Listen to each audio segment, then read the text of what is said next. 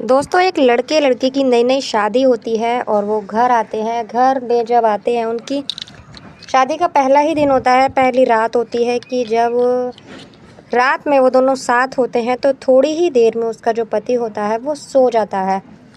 जब सो जाता है तो उसकी पत्नी उसे उल्टा सीधा बोलती है और कहती है कि मेरी जो तमन्नाएं हैं, जो भी मेरी ख्वाहिश है, उसे कौन पूरा करेगा, ये है वो है।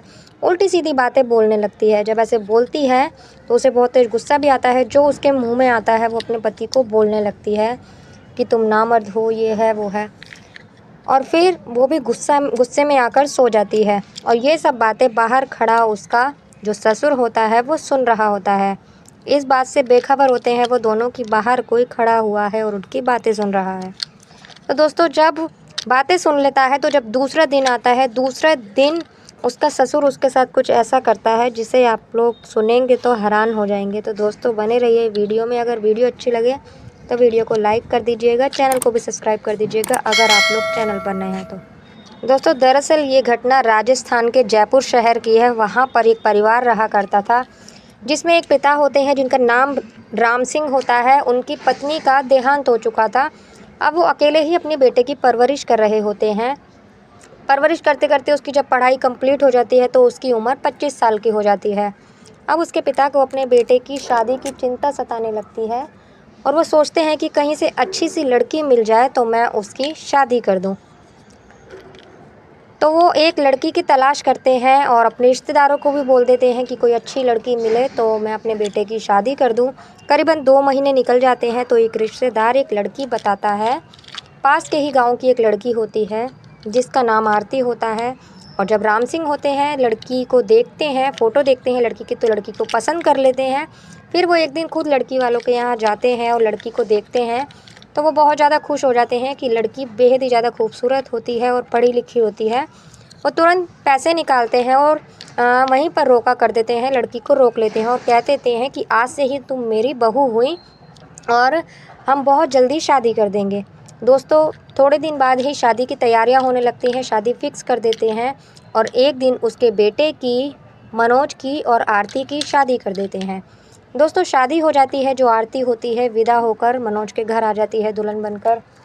आने के बाद सारी रस्में निभाई जाती हैं। रस्मों के बाद जब उनकी फर्स्ट नाइट होती है तो दोनों अंदर होते हैं और बेसब्री से आरती अपने पति का इंतज़ार करती है। वो आता है, आने के बाद वो उसके साथ काफ़ी देर तक बातचीत करता है। बातचीत करने के बाद फिर दोनों अपनी फर्स्ट नाइट की शुरुआत करते हैं। लेकिन कुछ ही देर में बहुत जल्दी वो थक जाता है और बहुत जल्दी सो जाता है। तो जो आरती होती है वो बहुत ये अपने मन में काफ़ी सारी बातें सोचने लगती है, लेकिन वो ये भी सोचती है कि शायद शादी की इतनी सारी तैयारियां थी, भाग दौड़ में इंसान थक जाता है, तो वो भी सो जाती है। सोने के बाद दूसरा दिन होता है, सुबह होती है और सुबह होने के बाद में काफ़ी सारी घर के काम होते हैं। सारे काम निपटा कर दोस्तों दूसरा दिन जब आता है तो दूसरे दिन भी करीबन 9 बजे आरती अपने पति का बेसब्री से इंतज़ार करती है, मनोज का। वो आता है, आने के बाद वो उसको कहता है कि जल्दी से खाना लगा दो। वो खाना खाकर सोने की तैयारी करता है। तो जो आरती होती है वो उसको कहती है कि ये क्या बात हुई, मैं तुम्हारी पत्नी हूँ, हमारी कल ही शादी हुई है और तुम आते ही ऐसे सो जाते हो, क्या तुम्हारी कोई जिम्मेदारी नहीं है? तो वो कहता है ये सब मुझे नहीं पता, मुझे नींद आ रही है, मैं सो रहा हूँ और तुम भी सो जाओ। ऐसा कहने के बाद में वो सो जाता है और उल्टा सीधा बोलकर उसकी जो पत्नी होती है वो भी सो जाती है। दोस्तों, ये सारी बातें उसका बाहर ससुर खड़ा सुन रहा होता है। जब वो सुन रहा होता है तो उस वक्त आरती भी सो जाती है। जब दूसरा दिन होता है तो जो मनोज होता है वो अपने ऑफिस चला जाता है। अब घर में उसकी बहू, एक नौकर और आरती, ये तीनों बचते हैं। अब आरती किचन में सुबह खाना बना रही होती है कि तभी जो उसका ससुर होता है राम सिंह, वो नौकर को आवाज़ लगाता है और बाहर ही जहाँ डाइनिंग टेबल होती है वहीं पर खुद बैठ जाता है। नौकर को आवाज़ लगाता है, कहता है कि मेरे पैरों में बहुत तेज की दर्द हो रहा है, मेरे पैरों में तेल लगा दे। तो नौकर आता है, उसके पैरों में तेल लगाने लगता है, उसके पैर दबाने लगता है। तभी अपने नौकर के साथ वो ऐसी ऐसी बातें करता है, यानी कि आरती को सुनाने के लिए, अपनी बहू को सुनाने के लिए कि जब मैं जवान था तो ऐसा था वैसा था, कि कोई भी लड़की आती थी मेरे पास वो दोबारा कहीं नहीं जाती थी, मैं उसको साथ ऐसा करता था वैसा करता था।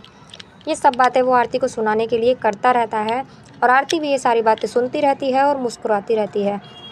फिर दोस्तों कुछ देर बाद वो उस नौकर को बोलता है कि अब तू एक काम कर, ये थैला ले और बाज़ार से सब्ज़ी ले आ। दोस्तों उसे सब्ज़ी लेने के लिए भेज देता है और फिर अपनी बहू को आवाज़ लगाता है कि आरती बहू तुम इधर आओ। वो आती है तो कहती है कि क्या हुआ? तो वो कहता है कि मेरे सर में बहुत ज़्यादा दर्द हो रहा है, तुम मेरे तेल की मसाज कर दो मेरे सर में। तो वो ऐसे ही करती है, तेल लेकर आती है, उसके सर में मसाज करने लगती है अपने ससुर के। मसाज करने में उसे जो राम सिंह होता है उसे बहुत ज़्यादा अच्छा लग रहा था, बहुत ही उसे सुकून मिल रहा था मसाज करवाने में। और साथ ही वो अपने मन में कुछ ऐसी ख्वाहिशें लेकर बैठा था जिनको सोचने के बाद उसके शरीर में ऐसी और ज़्यादा वो उत्तेजना होती है, वो उसके शरीर में हो रही थी। अब वो कुछ नहीं कहता, अपनी बहू के साथ भी अब धीरे धीरे ऐसी ही बातें करने लगता है। और साथ ही कहीं न कहीं आरती भी यही सब सोच के बैठी थी, क्योंकि वो अपने पति से 2-3 दिन से अपने पति को देख रही थी, क्योंकि वो कुछ कर नहीं पा रहा था। इसीलिए वो भी अपने ससुर को जब वो कुछ बातें करता है ऐसी, तो वो उसे रोकती नहीं है। और साथ ही उसका ससुर उसका हाथ-वाथ पकड़ता है, उसके संग हरकतें करने लगता है, तो भी वो कोई विरोध नहीं करती है। शायद वो भी यही सब चाहती थी। दोस्तों धीरे-धीरे उसकी ये हरकतें बढ़ती जाती हैं और वो फिर आरती के साथ कुछ भी करना चाहता था वो करने लगता है और आरती उसे कुछ नहीं बोलती। और अब उसे वो अपने बेडरूम में लेकर जाता है और जो उसकी पत्नी का देहांत हो चुका था, अब वो आरती के साथ सब कुछ करता है। और आरती भी कहीं न कहीं यही सोच रही थी कि मेरी जो ख्वाहिशें हैं अब यही पूरी करेगा। अब दोनों के बीच में ससुर और बहू का जो रिश्ता था वो तार-तार हो जाता है और वो दोनों अपनी हवस को पूरा करते हैं। दोस्तों अब ऐसा करते-करते करीबन 4 महीने निकल जाते हैं।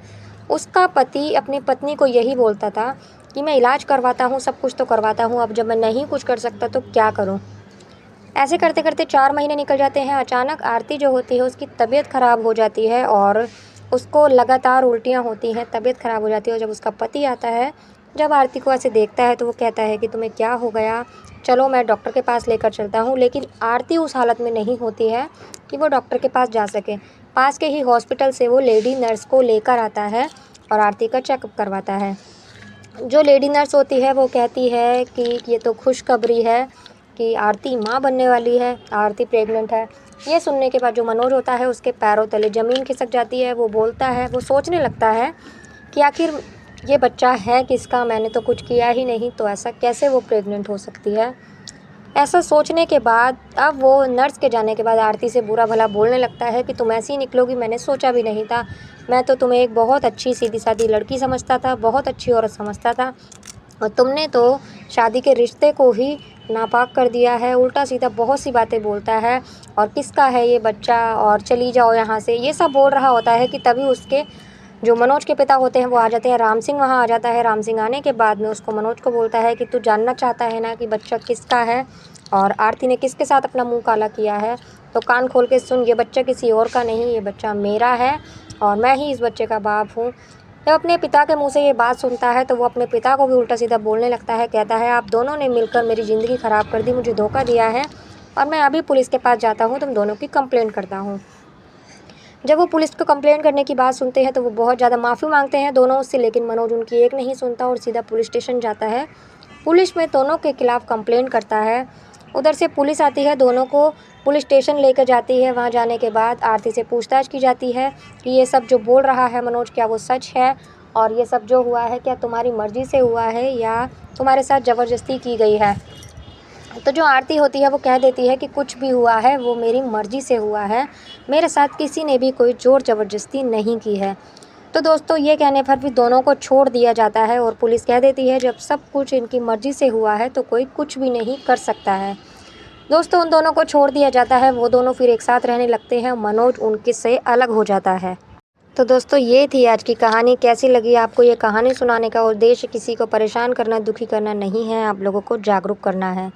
मिलती हूँ अगली किसी वीडियो में एक नई कहानी के साथ, तब तक के लिए नमस्कार।